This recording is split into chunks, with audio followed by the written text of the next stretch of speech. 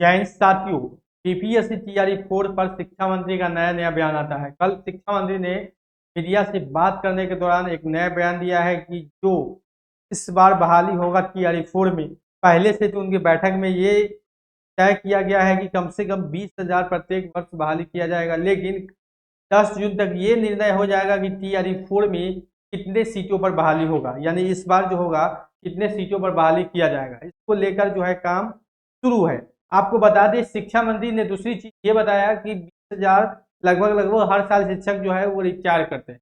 आपको बता दें कि हालांकि 20,000 से अधिक ही शिक्षक रिटायर करते हैं। हाल में ही केंद्र सरकार ने रिपोर्ट जारी किया था जिसमें 1,90,000 केवल प्राथमिक शिक्षक यानी कि प्राथमिक विद्यालय में शिक्षकों का जो पद है वो खाली था। 1,90,000 यानी कि अभी इतना चरण शिक्षक बहाली हो जाने के बावजूद भी आपको बता रहे हैं, और अन्य क्लास में अलग, फिर भी शिक्षा मंत्री कह रहे हैं यहाँ 20,000 होता है। यानी कि रिपोर्ट का तो कोई डाटा जो है वो सही डाटा नहीं है, यहाँ पर बोलते कुछ है होता कुछ है। लेकिन 10 जून के जो डेट दिया गया है कि 10 जून तक ये हम तय कर लेंगे इस बार जो है वो कितने सीटों पर बहाली होगी, कितने शिक्षकों की हमको आवश्यकता है। स्पेशलाइजेशन करेंगे, जहाँ पर कमी बेसी शिक्षक है, यानी जिस स्कूल में शिक्षक का अनुपात कम है या ज़्यादा है वहाँ पर हम लोग इसको शेड्यूल कर रहे हैं, और अभी जो आवश्यकता होगी कितने शिक्षकों की आवश्यकता होगी ये चीज़ हमको 10 जून तक पता चल जाएगा। उसके बाद हम आपको रिपोर्ट दे देंगे कि टीआरई 4 में कितने पदों पर बहाली होगा, और जुलाई में प्रस्तावित है कि नोटिफिकेशन आएगा। इसको लेकर शिक्षा मंत्री बार बार ये बोल रहे हैं, लेकिन आपको बता दें कि जो छात्र हैं वो रिक्ति को लेकर संतुष्ट नहीं है। हालांकि कम से कम 20,000 बोला गया है, लेकिन सरकार कहीं ना कहीं छात्रों को उलझाने में लगा हुआ है।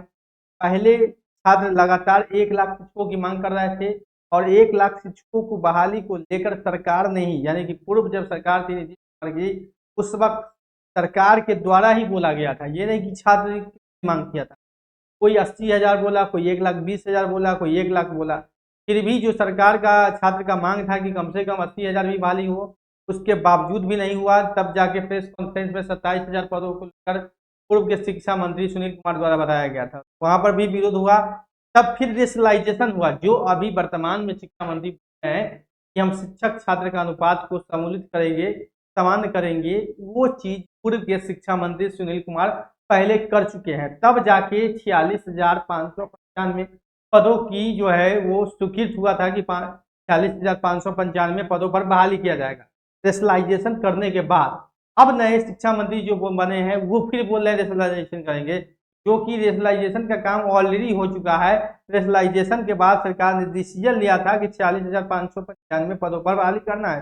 हालांकि सीट उससे अधिक है, लेकिन सरकार ने अपनी आर्थिक स्थिति होगा, यानी सरकार अपना बजट देखता है कि कितने शिक्षकों को हम सैलरी दे सकते हैं, अफोर्ड कर सकते हैं, उस हिसाब से सरकार बहाली निकालती है। क्योंकि सारा खेल जो है सरकार के खजाना पर है। ऐसा नहीं है कि 2 लाख रिक्ति है तो 2 लाख बहाली कर देगी, सरकार अपना खजाना देख रही है। अभी का जो सरकार है वो सोचती है कि हर साल 20,000 25,000 शिक्षक रिटायर करेगा, और हर साल हम 20,000 नए शिक्षकों की बहाली कर देंगे, जिससे सरकार के खजाने पर एक्स्ट्रा भार नहीं पड़ेगा। यही सरकार का जो है वो टेंडेंसी बना हुआ है कि हर साल 20,000 ही बहाली करेंगे। अगर एक वर्ष में हम 1 लाख किए तो कहीं ना कहीं सरकार पर, आर्थिक स्थिति पर, सरकार के खजाने पर अधिक लोड पड़ेगा। यही तर्क जो है वो शिक्षा मंत्री दे। हालांकि 46,595 पद पहले से स्वीकृत है, कम से कम इतने पदों पर बहाली होना चाहिए। आप क्या बोल रहे हैं कि कम से कम 20,000, उससे मतलब नहीं है, लेकिन जो पहले से प्रस्तावित है 46,595 और रेशनलाइजेशन करके ये पद दिया गया है, तो कम से कम इस बार के लिए ये पद बहाली कीजिए। उसके बाद आगे जो अगले साल जो बहाली करना होगा उसके लिए आप अलग से पद घोषित कीजिएगा जब आपको उतना आवश्यकता होगा, लेकिन कम से कम इस बार इस बहाली में शिक्षा मंत्री को करना चाहिए। हालांकि अब देखने वाली बात होगी कि 10 जून तक शिक्षा मंत्री, शिक्षा विभाग द्वारा कितनी रिक्तियों के बारे में चर्चा होती है, कितने को किया जाता है कि कितने सीटों पर बहाली किया जाएगा, और किस क्लास में क्या 1 to 5 6 to 8 9 10 11 12 कितना का 20,000 अगर बहाली किया जाता है तो समझ सकते हैं नाम मात्र सीट होगा। 46,595 में 11,000 है, यानी कि आप कह सकते हैं कि 10 पर आपको 20% प्राथमिक में है।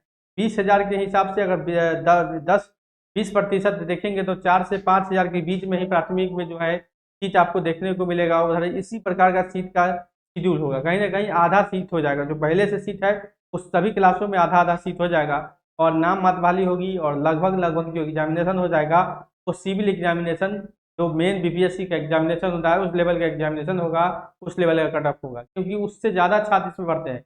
हालांकि कट ऑफ इसमें ज़्यादा आएगा क्योंकि सिविल एग्जामिनेशन में फॉर्म जो गिरता है वो कम रहता है टीचर के मुकाबले, उसमें थोड़ा फॉर्म कम गिरता है, लेकिन इसमें ज़्यादा फॉर्म गिरेंगे और कट ऑफ भी इस बार हाई देखने को मिलता है। अगर देखने वाली बात होगी कि आप कितने पर बहाली होती है, अगर 20-25 हज़ार बहाली होती है तो कट ऑफ स्कोर आप देख सकते हैं 100 का आंकड़ा पार रहेगा सभी वर्गों में, सभी क्लासों में।